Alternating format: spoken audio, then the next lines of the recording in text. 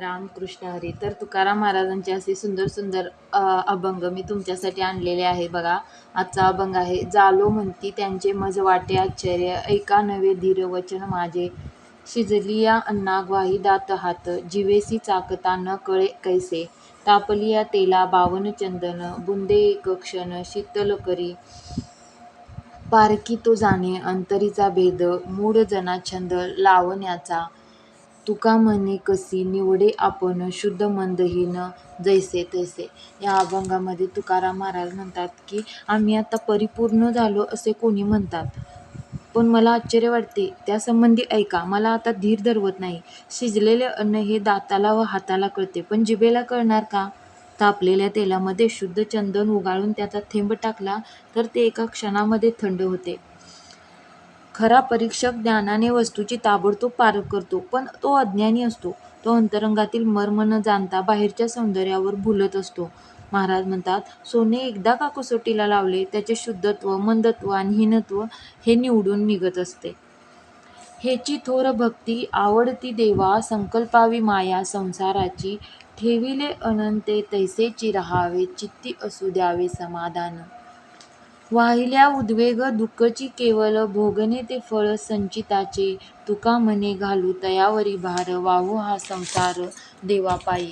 या अभंगामध्ये महाराज म्हणतात की संसारातील सर्व प्रकारच्या माया देवाच्या चरणावरती अर्पण करूया, आणि हीच थोर भक्ती देवाला आवडत असते. परमेश्वराने आपल्याला ज्या परिस्थितीत ठेवलेली असते त्यामध्ये सुखाने राहावे, चित्तामध्ये सदैव समाधान असावे. संसारामध्ये हानी झाली तर चिंता करण्याचे केवळ काय होते, दुःखच प्राप्त होते. त्यामुळे सुखदुःख हे मानवाला प्रारब्धाने मिळत असते. आणि महाराज म्हणतात, आपला हा सारा संसार देवाच्या चरण कमलावरती वाहू, आणि सारी दुःखे सुखे ही सुद्धा काय करू, देवालाच अर्पण करू, असे महाराज या अभंगामध्ये सांगतात. जन्मा येणे घडे पातकाचे मूळ, संचिताचे फळ आपुलिया. मग वायावीन दुःख वाहू नये, रुसोनिया काय देवावरी. ठाऊकाची आहे संसार दुःखाचा, चित्ती सीन त्याचा वाहू नये. तुका म्हणे नाम त्याचे आठवावे, तेने विसरावे जन्म दुःख. प्रत्येक प्राणी मात्र जन्माला येतो त्याचे कारण पाप आहे. ज्याला तो देह लाभलेला आहे ते त्याच्या पूर्वसंचिताचे फळ आहे. तर मग त्यासंबंधी दुःख करून काय उपयोग? देवावर देखील रागून उपयोग होणार नाही. हा संसार दुःखरूप आहे हे आपणास जर माहीत आहे, मग त्याचा त्रास चित्तामध्ये सतत करत का बसावे? महाराज म्हणतात, त्या सर्व शक्तिशाली देवाचे नाव सदैव स्मरावे, त्याचे नामस्मरण करावे, आणि निस्वार्थ प्रेमाने संसाराचे दुःख काय करावे, विसरून जावे. आता माझे नका वानू गुणदोष, करीतो उपदेश याचा काही. मानदंभासाठी छळीतसे कोणा, आन या चरणा विठोबाची. तुका म्हणे हे तो ठावे पांडुरंगा, काय कळे जगा अंतरीचे. आता माझ्या गुण व दोषाचे वर्णन करत बसू नका. यासंबंधी मी जे काय उपदेश करतो त्याचे श्रवण करा.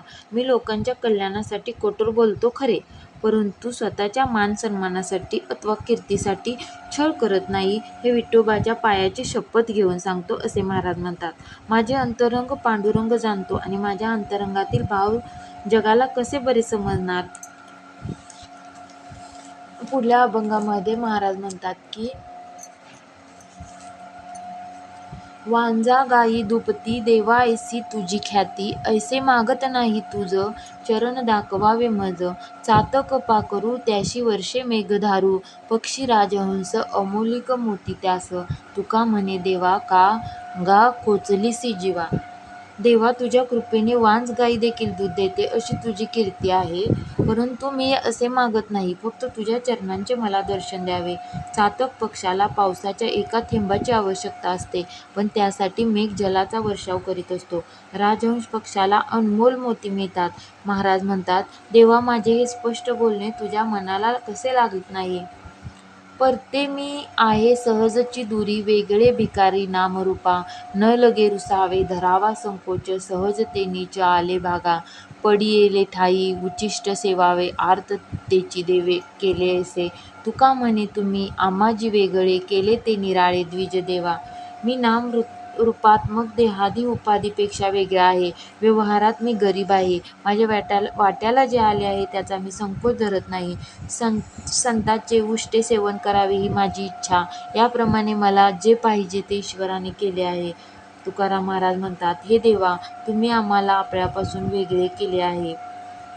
चिंतामणी देवा, गणपतीसी आणा, करवावे भोजना दुजे पात्री.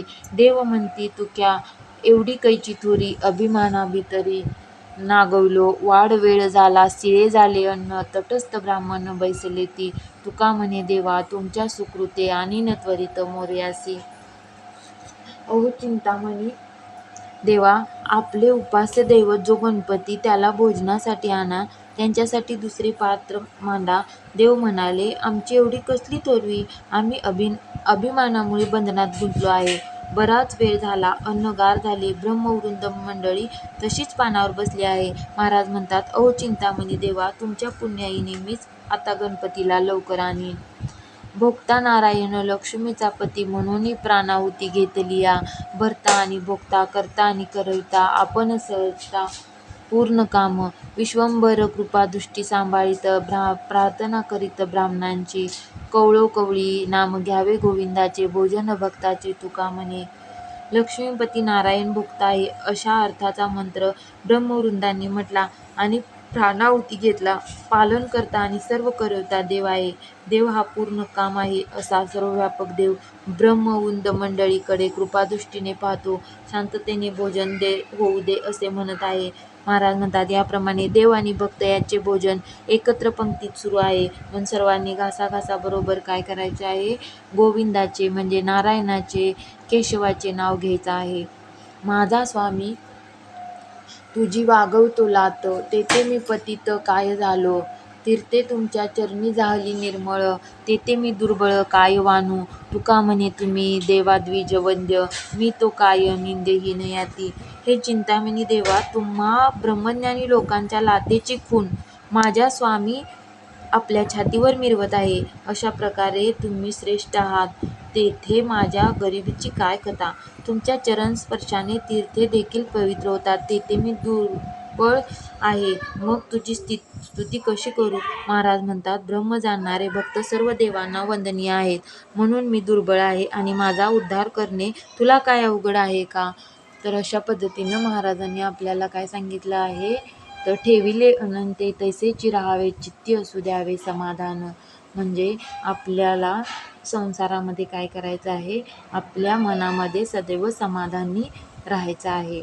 आणि संसारामध्ये हानी झाली तर काय, चिंता करण्याने केवळ काय होतं, दुःखच प्राप्त होतं. म्हणजेच काय, सुखदुःखामध्ये स्थिर राहायचं आहे. अशा पद्धतीनं महाराज म्हणतात की आपलं मन स्थिर ठेवायचं आहे. थँक्यू.